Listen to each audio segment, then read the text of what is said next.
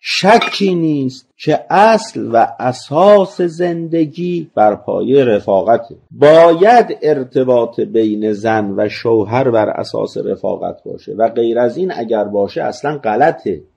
زن در صورتی حرکت دارد و رشد دارد که رفیق باشه برای مرد و مرد در صورتی این زندگی برای او بهره بیشتری دارد که با زن رفیق باشه.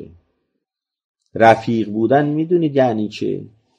رفیق بودن یعنی در ذهن مرد یا در ذهن زن دوئیت خطور نکنه، جدا بودن خطور نکند، افتراق خطور نکند، برای خود خواستن خطور نکند.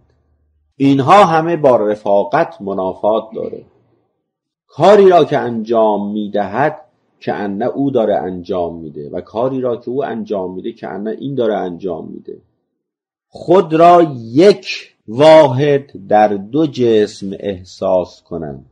اینها مطالبی نیستش که از خودم دارم میگم، اینها مطالبی است که از مرحوم آقا رضوان الله علیه شنیدم و همینطور از سایر بزرگان و تجربه سلوکی در ارتباط با بزرگان این مطالب را به ما اینها می‌فرمودند.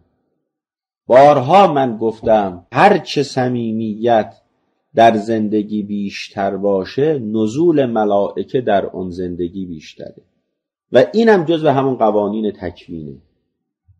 یعنی فقط خدا نخواسته یک کلاهی سر زن بذاره یا کلاهی سر شوهر بگذاره و این حرفا رو بگه که حالا اجتماع و مسائل داخلی به یه نحو بگذره و بگه اینها این چند سالی که در این دنیا هستن سرشون گرم باشه. نه، اصلا سعادت مرد و سعادت زن به این است که در مسائل بین خودشون رفیق باشن.